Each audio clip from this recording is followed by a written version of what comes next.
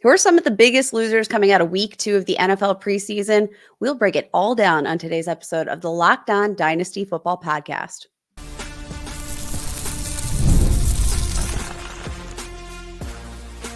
You are Locked On Dynasty Football, part of the Locked On Podcast Network. Your team every day. Here are your hosts, Marcus Mosher and Kate Magdziuk. Welcome back to the Locked On Dynasty Football Podcast, part of the Locked On Podcast Network. We'd like to thank you for making Locked On Dynasty your first listen every day. Today's episode is brought to you by FanDuel. Now through September 22nd, all FanDuel customers can bet $5 and get a 3-week free trial of the NFL Sunday Ticket from YouTube and YouTube TV.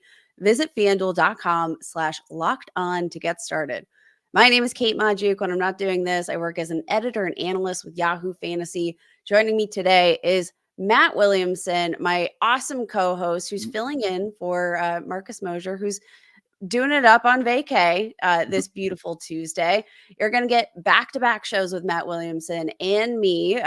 Today, we're going to be talking about week 2 preseason winners. Then on Wednesday, we've got the mailbag coming up. So lots of exciting content.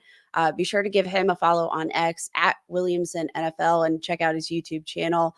It was a busy week 2 of the NFL preseason, Matt. We got a lot more insight, into the makings of these NFL offenses that we're going to be watching all season long. And there were some interesting shakeups. So I want to just start by talking about a couple of running backs that I don't know that anybody was particularly excited for heading into 2024, but there was a thought that Zamir White, Ezekiel Elliott, they might not be the most efficient running backs or flashiest, but that they could hold voluminous roles. And I think both of them came out of week 2 as preseason losers. Yeah, I tend to agree. And I will say this isn't as easy of an exercise as it is most years because nobody's playing their good players, and the preseasons become less entertaining to me than ever and less telling than ever. So it's not like good players are out there playing poorly, you know what I mean? And so we have to go off of usage, which is really important. And I urge people to, I think we talked about this last week, I urge people to, when the starting quarterback's in, if he's in, who's out there with him, and I think that's a big deal. And I think talking about White here is important because if he was truly lined up for a bell cow role to get a ton of touches, would he have been playing as deep into this game as he did? I think that is concerning. They already knew who the starting quarterback was, well, basically, I think at that point. So I guess the counter argument, though, is if not Zamir White in Vegas, then who? It doesn't leave much. And that's kind of the interesting point. I was pretty surprised at how much we saw Alexander Mattison work into this game because in part, my concern was that Zamir White might end up being like 2023's version of Alexander Mattison. So to see him cutting into Zamir White's workload like that was kind of surprising for me. Now, from a dynasty standpoint, Zamir White, 24 years old, obviously doesn't have a ton of carries, was a 4th round pick coming out of the 2022 draft. And he was a guy that had a lot of juice, a lot of, speed, but had some health concerns, has a bit of a knee history there that I think made him probably fall a little bit in the draft, despite having, a little bit of upside based on that athleticism. So, when you look at that fact, when you look at the fact that, I think Zamir White played far too long into the overall trajectory of this game, got his final snaps in the mid 3rd quarter or so. But again, just continually working in with with Alexander Mattison. I didn't think he looked particularly good. No. We know this is an offense that wants to run the ball. It's just like, what's the play volume good? There's so many questions here. So if you're looking at Zamir White, and the thought was already that he's going to be maybe a 1 contract player because of his, health history overall, doesn't have high-end draft capital. Like, what do you do with Zamir White in Dynasty? Because I think I'm officially kind of panicking. And I know I don't want to overreact to the preseason, but it doesn't feel like the cards are spelling good things for Zamir White and his future long term. Yeah, and I know we're going to talk a little bit of Zeke Elliott. I want to bring up Kendre Miller as well.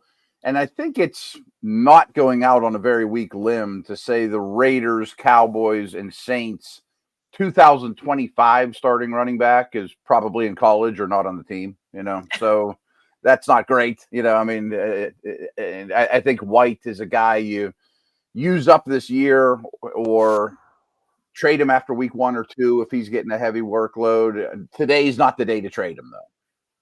Yeah, definitely going to be trading low if you smash that button. Maybe wait until, a high volume game for Zamir White in the regular season. But I do think long term, I'm out. Let's talk about Ezekiel Elliott, who's one of your biggest losers coming out of week 2. Yeah, I just think that it's a rebuild offensive line. It's going to be a voluminous passing attack. I think we know that. And he might get some gift, plunge touchdowns because of who he is, and the owner loves him and the city loves him. Just everything I've read about him, though, looks more sluggish than ever, looks washed up, juice isn't there. And he exceeded my expectations in New England last year, but it wasn't like he was great. He exceeded expectations, but when you're averaging 3.5 yards per carry and that's exceeding expectations, doesn't necessarily speak. Just means expectations are low. Right, yeah. And no, he's 29 years old. We know there's a running back cliff. And you look at his overall carry volume. He leads all active running backs in the NFL right now with 2,065 carries. Like, we know that he is very much headed for the cliff.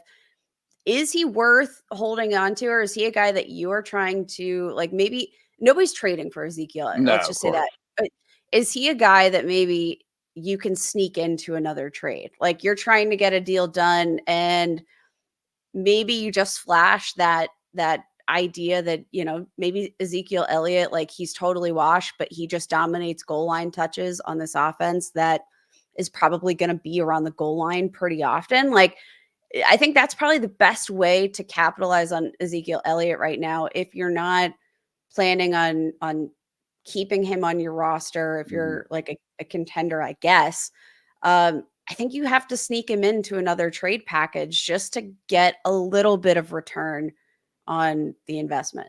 My only suggestion was maybe the Rico Dowdle owner would give you a little more than others would, or most likely, hypothetical, it's week 2, there's 2 running back injuries already in the league, and Elliott scored that week, and on Monday you can dump him. You know what I mean? You get 60 yards rushing and a 2-yard touchdown, and somebody's desperate, and you get a 3rd-round pick for him or whatever, not much.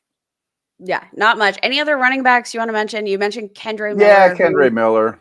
A guy we like, but I was super excited about him. I was investing like crazy in him just a month ago, and I was dumping Kamara left and right, thinking he looked done. And it doesn't even matter if he looks done. I think he's going to catch a ton of passes.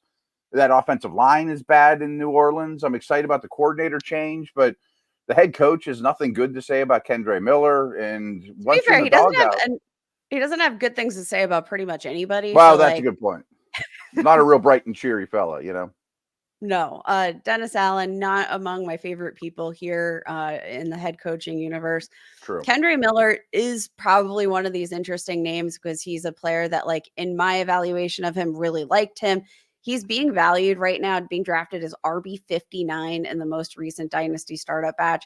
He's only 22 years old. He has 3rd-round draft capital. Like, Kendre Miller is somebody that is still appealing to me, but I do think the point that Dennis Allen makes is, like, if he wants to contribute, he has to be available to the team to contribute, and he has to be healthy. So, like, all of those are good points, but at the age of 22, I still think I can buy those RB 59 prices, but, like, it's not good. And I will say I was hoping for a lot of good buzz and just didn't get any of that.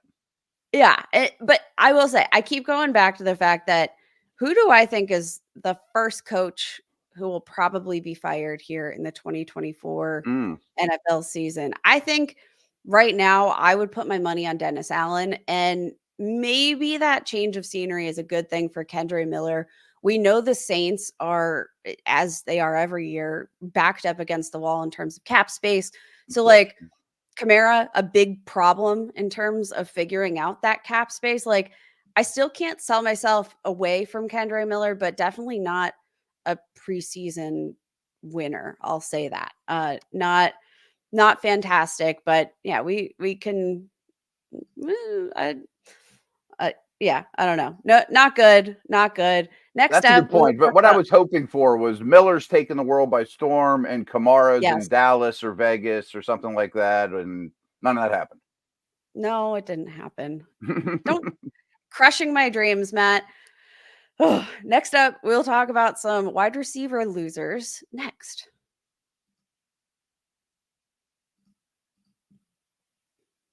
You've heard us talk a lot about FanDuel, America's #1 sports book.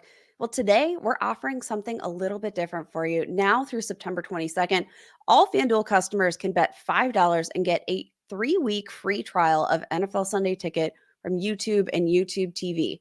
Then, with a YouTube TV base plan, you can watch every regular season Sunday afternoon out of market game. All you need is a Google account and a current form of payment you can cancel anytime.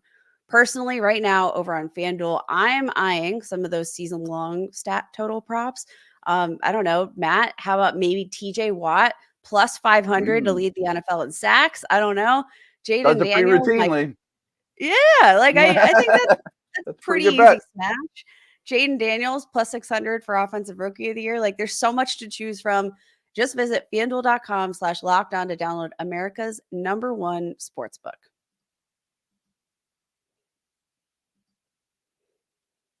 Thank you for making Locked On Dynasty your first listen today. For your second listen, go enjoy the Locked On Fantasy Football podcast. Get daily insights to the best fantasy football draft strategies from Michelle Magdziuk and analyst Vinny Iyer so you can win your league this season. Part of the Locked On Podcast Network, your team every day. Matt, we've got to talk about some wide receivers who, again, maybe from like a hype perspective, you can get on board with, but things from a usage standpoint aren't necessarily looking up in the preseason.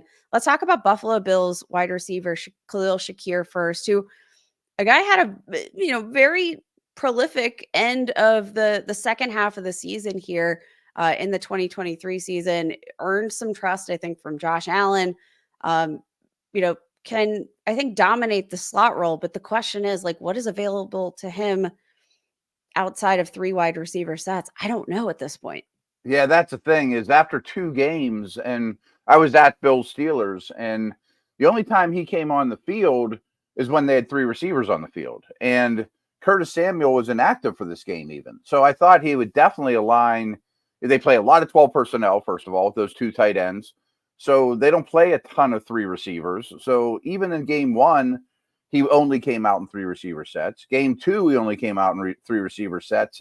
And Mac Hollins was ahead of him in when there was only 2 receivers on the field. So I think they only look at him as a slot, and they need 3 receivers on the field for him to even battle out Coleman and Samuel, who might even be better players than him anyways, or at least in the same tier, Yeah, I think the biggest takeaway for me when I'm looking at this Buffalo Bills team is that everything that we kind of thought about this being really a bit of a hodgepodge in terms of target share, which wide receivers are playing, they're still trying to figure out all of the pieces of the puzzle, I think. Mm-hmm. And that doesn't make it any easier for us fantasy managers. But while Khalil Shakir is a loser, like I think maybe the other takeaway is the fact that like Dalton Kincaid, huge winner. And Yeah. Oh, yeah.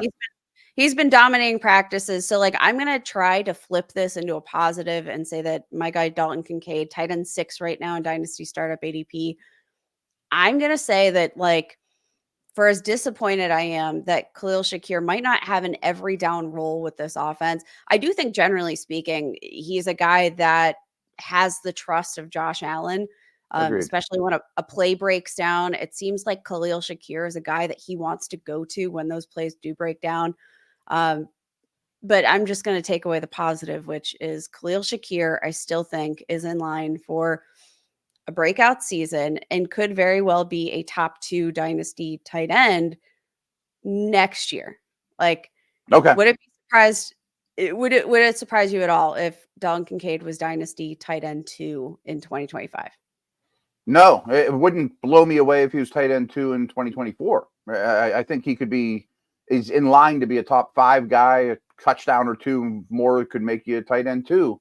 And I think there's an obvious, slight bump at least for Coleman and Samuel as well. If they're going to be the guys out there every snap with Josh Allen, though, that's fruitful. Yeah, anybody attached to Josh Allen, generally a good thing. Mm-hmm. Let's talk about Broncos wide receiver Troy Franklin. So I want to talk to the NFL scout about the former NFL scout about what he saw from Troy Franklin, because he was a guy that from like in fantasy circles got so much hype, so much excitement. Then he fell and then he fell and then he fell. And finally the Broncos nabbed him in the 4th round, which I think is maybe a good long-term pick, especially considering, his quarterback, college quarterback is presumably winning the QB1 job. What are your takeaways from Troy Franklin, who's like, honestly, not even really been a factor here in the preseason? Like, yeah, I have real concerns that like Troy Franklin isn't going to be running many routes even this year, let alone being a focal point of the offense. So just watching his tape at Oregon, the physicality of the NFL worried me. He's skinnier and he can get pushed around. He can get bumped off his routes. He could have a hard time getting off press. Now, I don't know this, but he had day 2 tape and maybe even round 2 tape, but didn't go on day 2. So that's an immediate red flag. And the things we never know about unless you're in the league is injuries and the severity of them and off the field stuff, character stuff, or any of those type of things, or isn't a good learner, things like that. That Oregon offense wasn't real complex. My hunch is he's just not taking it from the board to the practice field. I mean, that's just a hunch. I'm not saying the guy's dumb. He might be. I don't know. I mean, I'm just saying that he's not, we don't know. I mean, that's the point is we don't know. And then now we have 2 red flags on the guy, that he fell at least a round further than he should have. Red flag. Now, and even preseason when he should be out there a ton. I mean, you would think this is, maybe you don't trust him for the regular season, but preseason he'd be out there a lot. He's not doing anything. So I assume the coaching staff just doesn't trust him.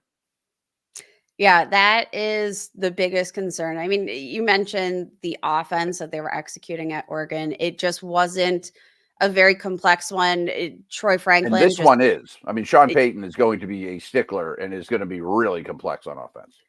Yeah, and I don't think he's going to he's not an overly gracious coach. I think everybody that sees the field needs to earn every single rep. And Troy Franklin, I mean, just generally speaking, like from an analytics standpoint, from based on all of his advanced metrics, PFF stable metrics, like he looked like an elite wide receiver on paper. But I think when you looked at some of the concerns about like, it almost reminded me of, for example, a Jalen Hyatt who came out of Tennessee. That offense didn't really look like an NFL offense. It wasn't, it wasn't orchestrated in a way that like gives you a refined NFL receiver. You might have the physical tools in the toolbox. Troy Franklin, even a guy that like, yes, he has size, but doesn't really have that NFL frame to like box out opposing wide receivers, or opposing cornerbacks. So like if he doesn't win with his speed, he's not necessarily a great route runner either. It doesn't have a varied route tree. So like he can pretty much win in one way at this point in his career. And if he's not doing that, then I honestly think like Troy Franklin is a guy that we're probably not even going to be able to flex in our lineups. No. Unless things change in a big way throughout the season. Despite the fact like Dynasty, I flex a lot of players that I don't want to flex on really any redraft rosters. Like you have to dig a lot deeper in Dynasty. And even then, I'm not feeling good. It's so early in the process. It could change. People are allowed to get better, but he screams as a guy that sits on the bottom of your roster for the entire year and just clogs up the roster. You can't quite cut him. Nobody's going to trade for him if he's not playing in week 1 or, shortly after. And you just kind of hope he gets it next year. And that's a tough way to live. You just sit there on your bench, does nothing. That is a very tough way to live. Next up, we should talk about some players that might be on the roster bubbles. And maybe that's a good thing for a couple of these guys, some fresh situations. We'll talk about some of the biggest roster bubble losers here in week 2, the preseason next.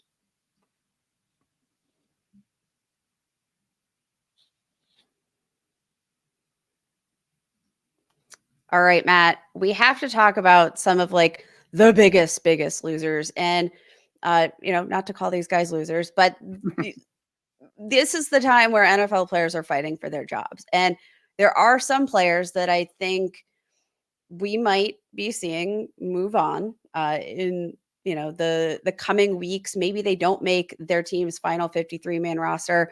First, I want to talk about Dameon Pierce, who, I'm going to be honest, I loved him as a rookie. I thought pretty underrated. He was one of my favorite sleeper running backs in his draft class, just because of the fact that when he saw the field at Florida, was uber efficient, yards after contact balance, checked all these marks that you really loved, but it isn't translating to the field. Now, we've heard the story of the redemption season for Dameon Pierce. He wasn't healthy last year. And I still think he just looks out of place in this Texans offense. Yeah, and I had hopes for him to rebound this year because I don't think Mixon's close to the player he used to be. And, he's getting up in age and a lot of wear and tear. I thought Pierce could get an opportunity.